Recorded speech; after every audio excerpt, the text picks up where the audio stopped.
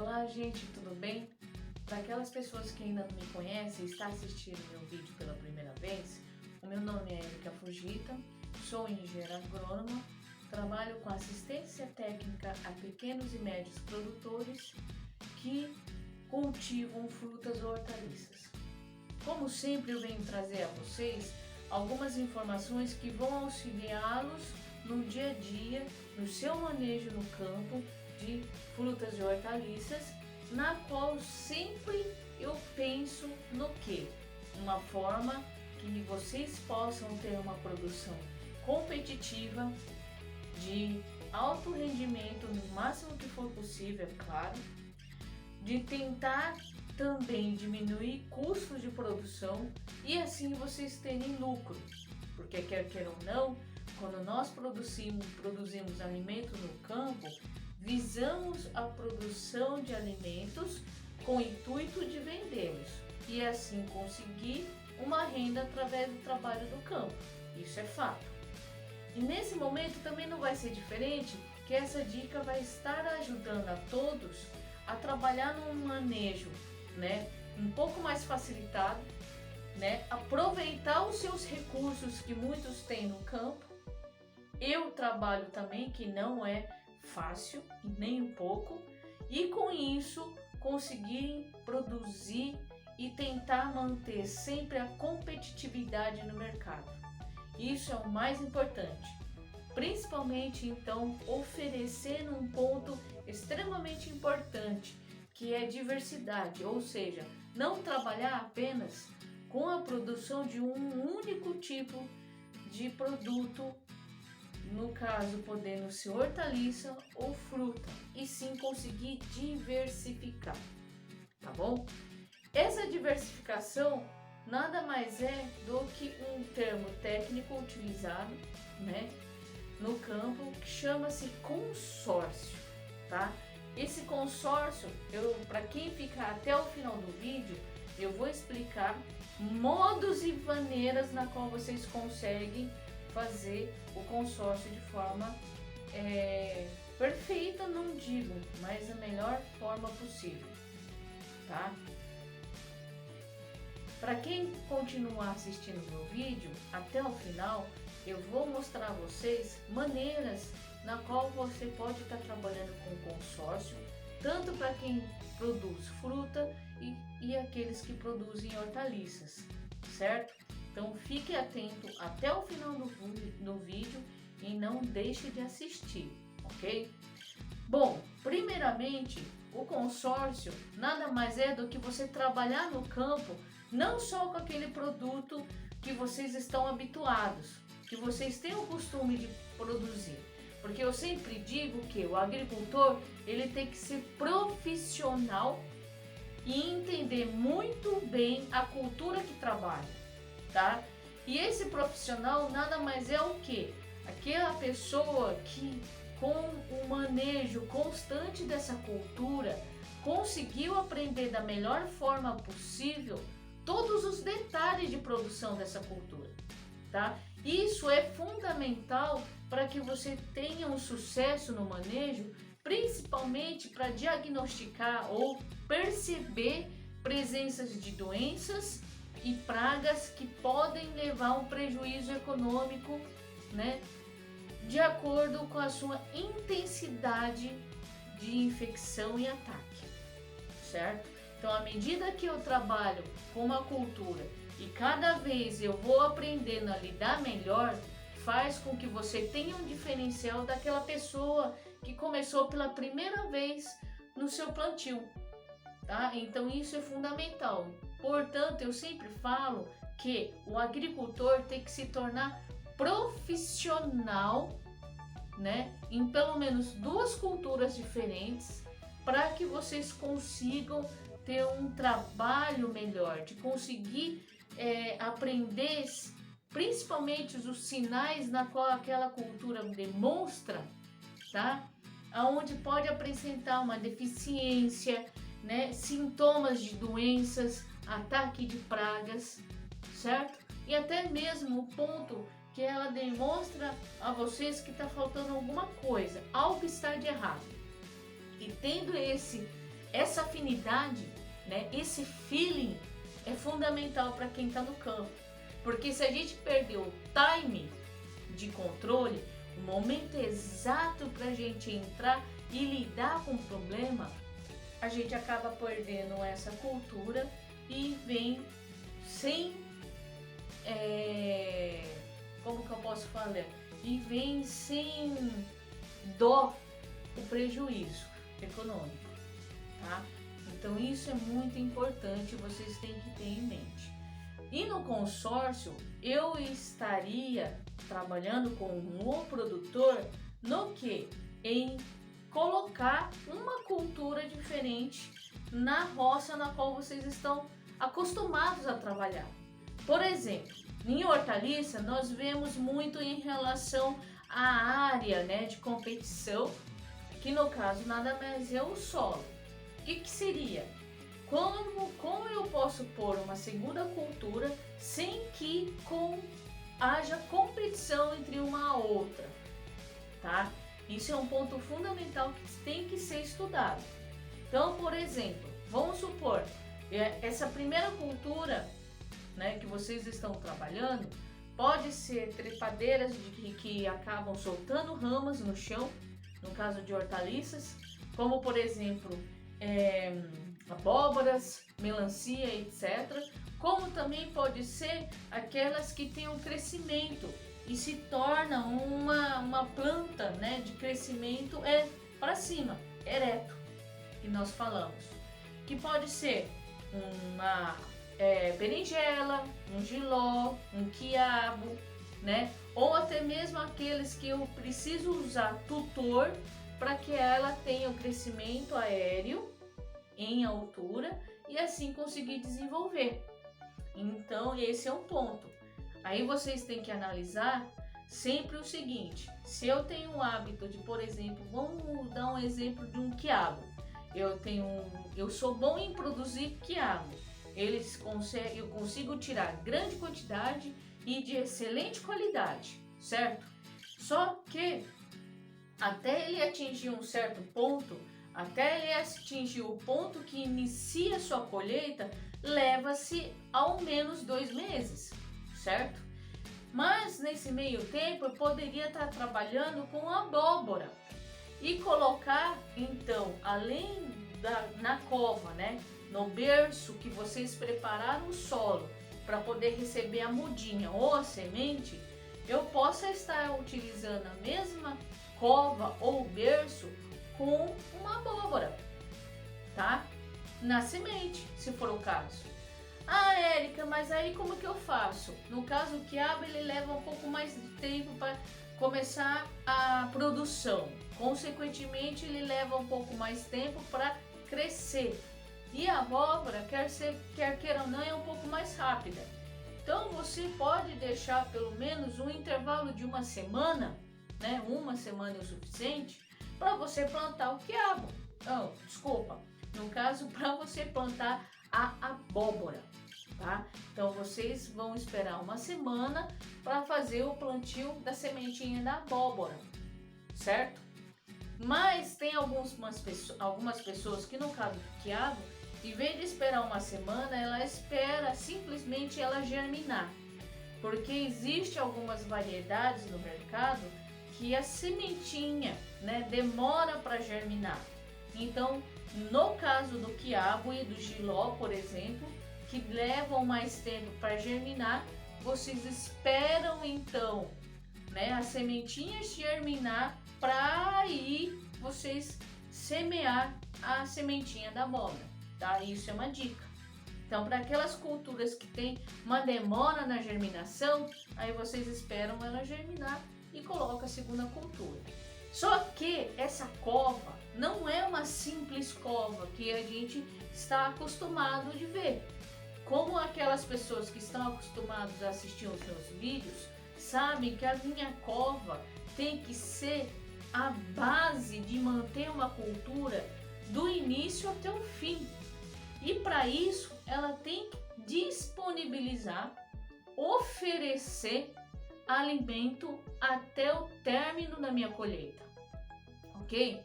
Isso significa o quê? Eu tenho que trabalhar com muita matéria orgânica.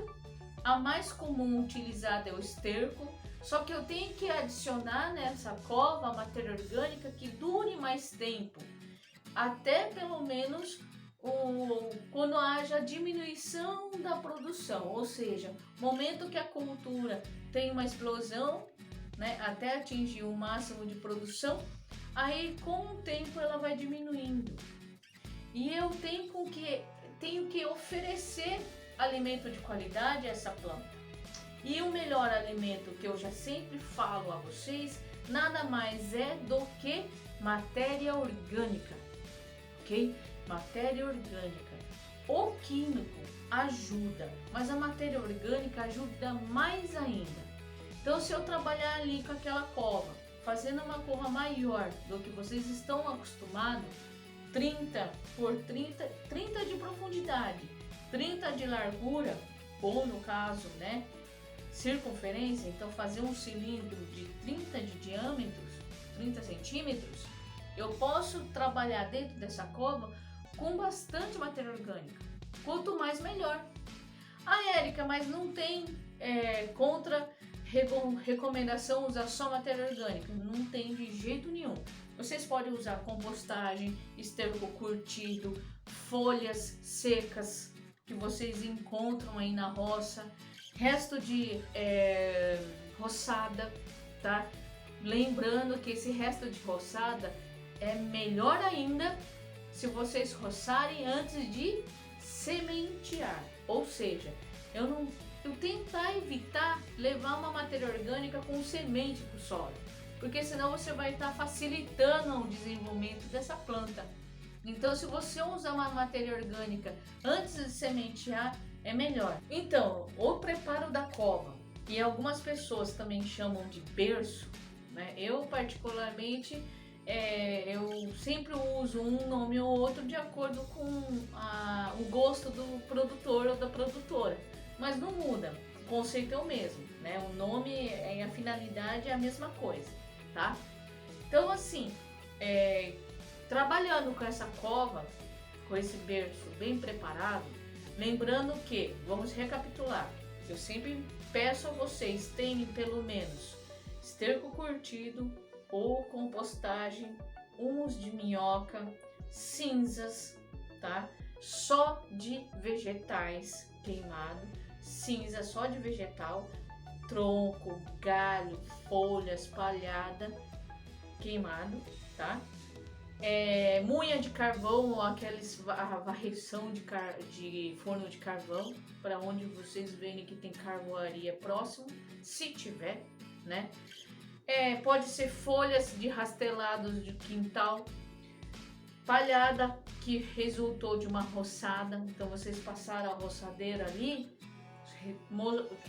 acabou sobrando essa palhada, então eu vou colocar o que eu conseguir desses itens, né? O que não pode é não ter. Somente o adubo químico, por exemplo, não resolve o problema, gente. Eu tenho que dar uma estrutura, porque o que acontece? O solo argiloso ou arenoso, eu preciso de matéria orgânica para dar estrutura e um alimento de qualidade. E se eu for usar o adubo, o que acontece? Ele vai absorver esse nutriente e não vai deixar perder com a água de irrigação. Lembra disso, gente? Quem quiser saber mais detalhes, olha no meu story de publicação e vocês vão ver ali os vídeos, tá bom? Então, voltando, trabalhando muito bem nessa cova, nesse berço, vocês concordam comigo que é um baita de um trabalho somente para ter um lucro já esperado? Eu poderia ter um lucro além do esperado, tendo uma segunda cultura nessa cova, tá? Que no caso é o exemplo que eu estou falando, no quiabo e o pezinho de abóbora. O quiabo sobe, ele vai crescer e a abóbora ela vai se esparramar, né, em superfície, porque as ramas vão soltar ali e vão dar os frutinhos e consequentemente a minha produção, beleza? Outro ponto que eu vou estar economizando e aproveitando o manejo é a irrigação. Então, como nós estamos passando um período muito seco, aquelas pessoas que têm um sistema de irrigação têm que aumentar a eficiência. E eu aumentando a minha produção, eu já estou conseguindo atingir isso. Então eu aproveito a água que eu estou dando ali na cova através do gotejo, né? E podendo hidratar uma segunda cultura, sim. Ah, Érica, mas aí não vai ter a competição de nutrientes e água. Por isso que eu falo, eu fazendo com que o berço ou a cova seja bem preparada, já não vou ter esse problema, é uma coisa a menos. E se eu adicionar uns 10, 15 minutos na minha irrigação de gotejo, também eu resolvo o problema de competição de água. Lembrando que é importante, sempre que possível, ainda mais nesse momento de estiagem braba, ter 2 mangueiras de gotejo, tá, gente? Para hortaliça, principalmente, porque daí eu consigo ter maior área de molhamento. E não esqueçam de ter uma cobertura morta em cima dessa linha de plantio, para que possa proteger o solo e eu não desidrate e perco o que? Água para o ar, para a atmosfera. Porque eu preciso manter essa água ali no solo. Eu não posso perder, tá bom? Porque já está muito difícil, então eu não posso perder, certinho? Então aí eu tenho o uso otimizado, maior eficiência de 2 pontos. Tudo que eu preparei dentro da cova ou berço e tudo que eu vou irrigar através do gotejo ou um microaspersor, se for o caso. Belezinha? Então eu consigo melhorar esse potencial e eu consigo aproveitar e eu consigo conduzir. Lembra-se que se eu faço uma base bem feita, eu consigo ter uma certa tranquilidade, tá? E em tempos na qual os insumos estão caros, o adubo principalmente, tá um valor impossível de praticar, vocês têm que sempre trabalhar com o quê? Com uma matéria orgânica para não deixar perder esse nutriente e ser lavado quando estiver irrigando, tá bom? Aí, nesse ponto, a gente tem que tomar esse cuidado. A cobertura tem que ser feita também, adubação de cobertura, certo? Quem tem condições de comprar o adubo de cobertura químico, tudo bem. Só que aquele que não tem condição de comprar esse adubo todas as vezes, então pega, por exemplo, 30, 40, 50 gramas e divida em 2, 3 parcelas, né? Então eu consigo, mesmo assim, fornecer uma pequena quantidade, mas de forma parcelada, porque nós não comemos somente na segunda-feira da semana. Nós comemos todos os dias, tá? E para quê? Para que a gente possa fazer e cumprir com a nossa atividade diária. A planta é a mesma coisa. Então eu vou ter que parcelar o meu alimento da melhor forma possível. Não é o que ela realmente precisa em quantidade, no caso a planta, não. Só que eu prefiro dar pouquinho de forma parcelada do que deixar a minha cultura sem nada. Esse é um ponto, tá, gente? Então se um produtor fala para mim, Érica, eu vou conseguir só comprar um pouco de adubo. Eu não vou conseguir ter quantidade de todas as aplicações que deve ser feita. Só que se eu continuar com essa aplicação, mesmo que seja uma quantidade mínima, ou o que vocês conseguirem comprar, é melhor que nada, tá bom?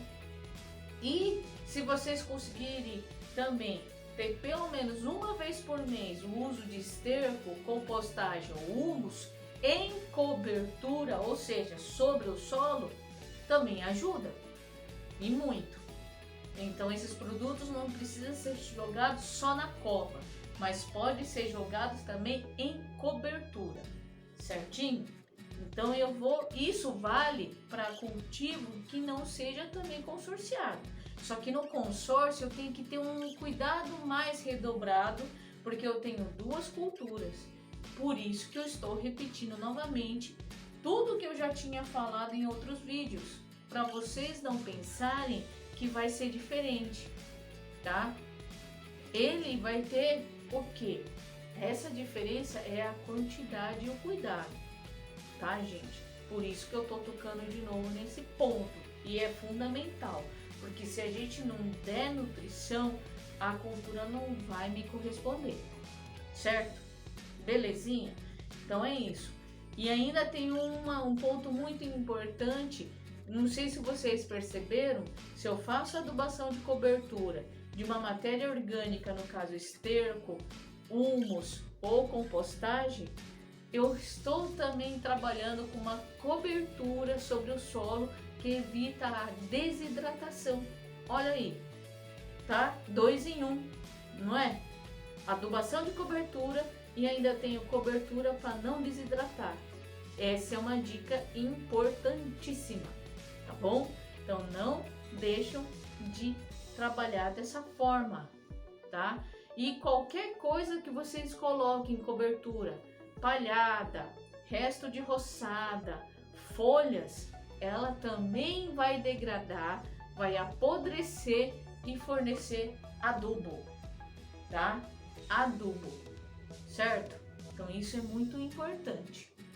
Então, por exemplo, voltando na parte de consórcio, vocês, em vez de plantar, por exemplo, o quiabo com abóbora, tem gente que na abóbora é feito um espaçamento de 1 metro entre uma cova e outra, né?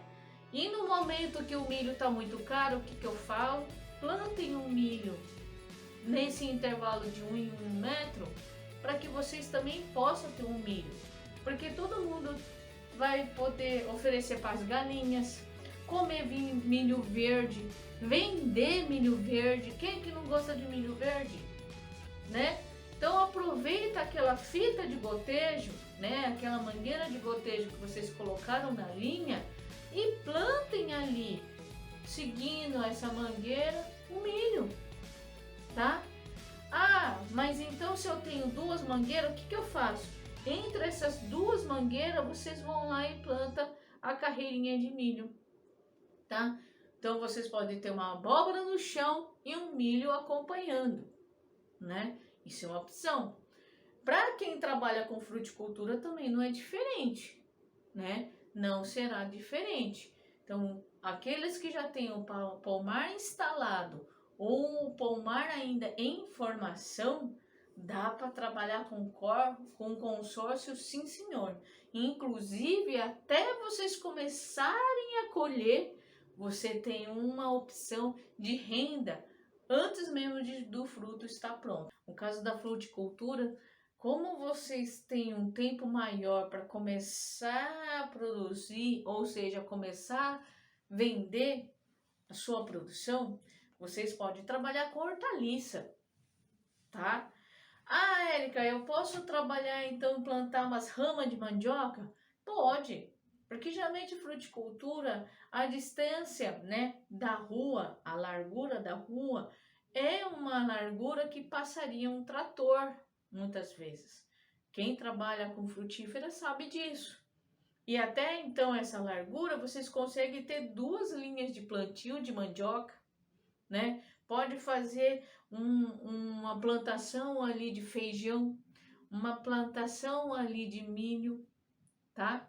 Só que, sinceramente falando, no ponto de você aproveitar o consórcio para ser bom para o seu bolso e para a sua frutífera, ou até mesmo para uma hortaliça que na rua vocês consigam plantar, como por exemplo variedades que a produção é mais tardia de hortaliça, então você pode colocar um feijão ali, né?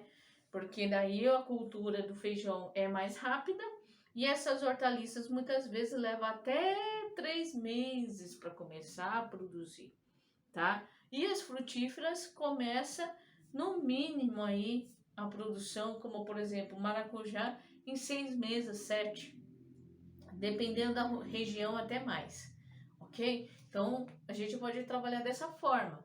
Então o feijão eu acho que é muito interessante, porque lembra que eu já falei a vocês, ele fixa nitrogênio, e o nitrogênio é importante porque ele vai formar folha. Aquele verde bonito das plantas é o que é formado pelo nitrogênio. E essa folha, ela vai ajudar na minha produção. Porque se essa folha faz o alimento básico da planta, que é o açúcar, através da luz, né? Quem quiser que eu fale sobre isso melhor, para vocês entenderem como que é essa transformação, deixa nos comentários, que daí eu faço um vídeo explicando sobre fotossíntese, tá bom? Então deixa aí nos comentários. Então voltando, para que eu tenha minha produção garantida, eu tenho que ter folha, para que eu possa encher o meu fruto, deixar ele gostoso, deixar ele com uma aparência boa, coloração, textura, sabor, cheiro, tudo ótimo, certo? Então isso é um ponto muito importante, tá bom? E aí nas frutas, não só de frutíferas, árvores, tá? Mas também frutas hortaliças. Isso também é importante. Não deixamos de pensar nesse ponto, ok? E aí o que eu vou estar fazendo? Nas entrelinhas das fruticultura, nós podemos trabalhar com vários tipos de opções, tá? Vários tipos de opções. Então, se vocês têm, só que daí tem que pensar no seguinte, tá? As frutíferas, a forma de irrigar é por aspersão, ou microaspersor, ou bailarina. Por que isso? Porque eu tenho que ter maior área de molhamento, ok? Eu já fiz um vídeo falando sobre isso. E com isso, eu tenho que tomar cuidado no que eu vou escolher. Lembrando que tem muitas hortaliças que ela tem uma sensibilidade muito grande à umidade, há muita água nas suas folhas e começa a dar muita doença. Para quem tem frutíferas, vocês têm que tomar cuidado na hortaliça que for escolher plantar, tá bom? Mas se vocês puderem plantar os feijões ou tudo que tiver vagem é melhor, porque daí ela vai fixar nitrogênio. Então eu unio o útil, que é ganhar dinheiro extra vendendo esse produto, e o agradável, que é uma adubação verde, porque todo aquele material vai virar adubo e ainda a raiz fixou nitrogênio. Olha que bacana. Ah, mas Érica, eu não quero só isso. O feijão é muito pouco tempo. Posso ter outra coisa? Pode. A mandioca também pode ser feita, porque o que acontece? Numa lavoura nova de fruticultura, até a planta crescer num porte, né, que dominou todo o espaço aéreo de luz, vai demorar muito tempo.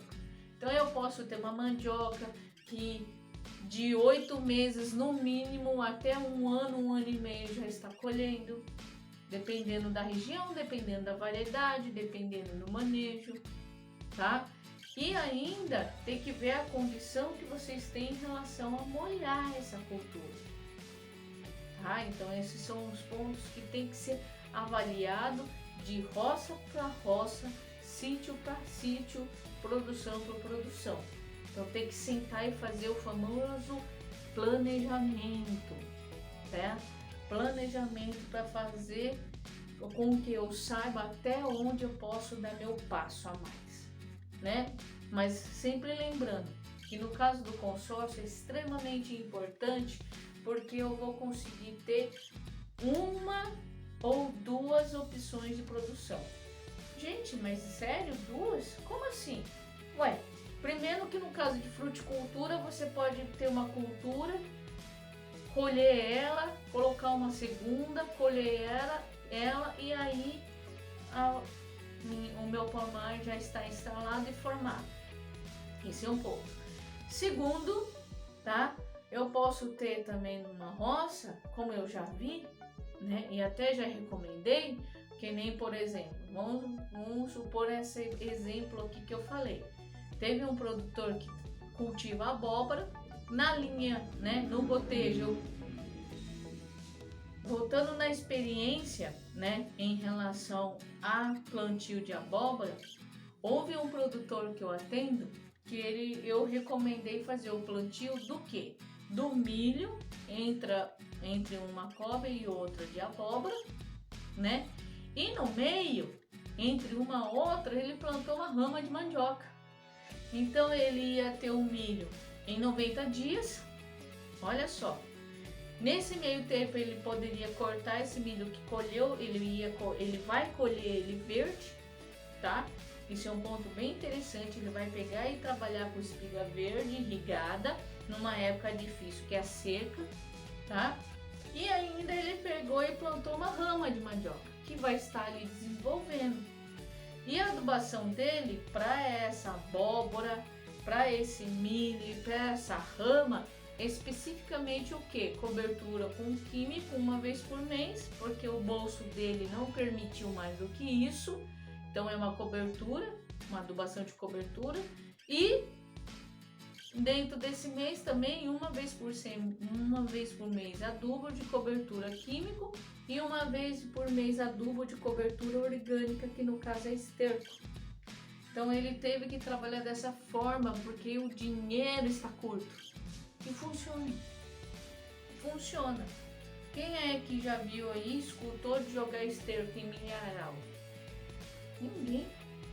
Então funciona, tá? É um alimento de qualidade também para o milho. E aí, outro ponto que eu sempre falo, tem que pentear a abóbora. Como assim, Érica? Vou pentear uma abóbora? Nem cabelo tem? Não, é só um termo que eu uso. Por quê? No momento que ela começou a soltar rama, em vez de deixar soltar rama tudo contelado, não, você direciona só um lado só. Então, se eu tenho a rua entre uma linha de plantio e a outra, eu faço com que as ramas sempre tenham um sentido só de crescimento. Por quê?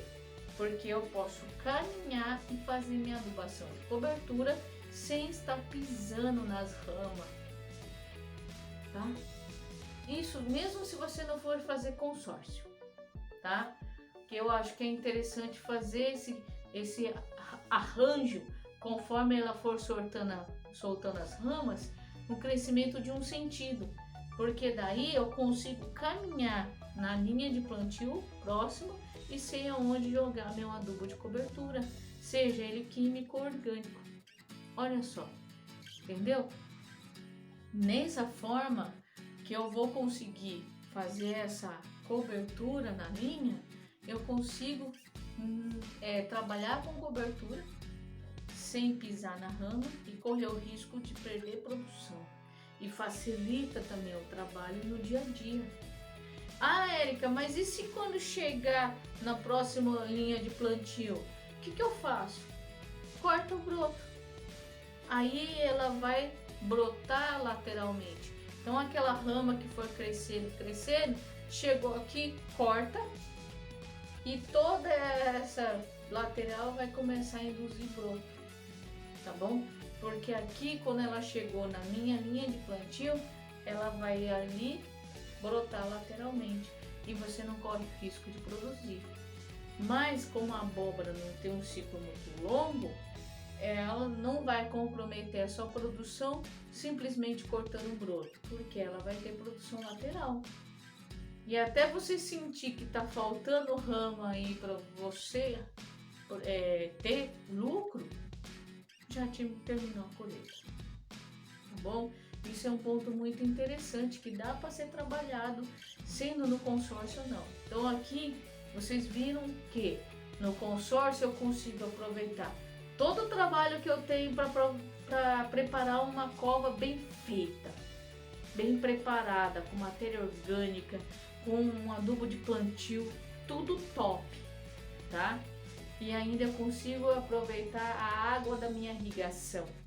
E quando eu faço cobertura com matéria orgânica, eu consigo ainda, né? Essa cobertura, que é o adubo de cobertura, eu consigo ainda evitar desidratação do meu sistema de irrigação. Então eu vou poder ter numa cova só dois tipos de produto diferenciado, né? E ainda na hortaliça, já nas frutas eu posso aproveitar na rua e entre as plantas, porque o espaço é grande. Então você tem muita área para produzir. A única coisa que vai te limitar nesse momento é água. Então, se você não tem como colocar mangueiras de gotejo ou aspersor na entrelinha, ou seja, na rua, então vocês tentem plantar onde você tem um aspersor na rua, na linha de plantio. Aí você pode estar trabalhando com aquilo que for melhor. Tá bom, gente? Eu espero que eu tenha ajudado a vocês. Lembrando novamente, qualquer dúvida que vocês tiverem, mandem mensagem no WhatsApp que está nas páginas da minha rede social, tá? Ou deixe os comentários aqui embaixo. Não esqueçam de se inscrever no meu canal do YouTube, tá? Curta a minha página do Facebook e no Instagram, que está descrito logo abaixo no texto, tá bom? E até a próxima. Vamos que vamos, porque nós temos que produzir alimento e ganhar dinheiro também, tá bom? Até mais!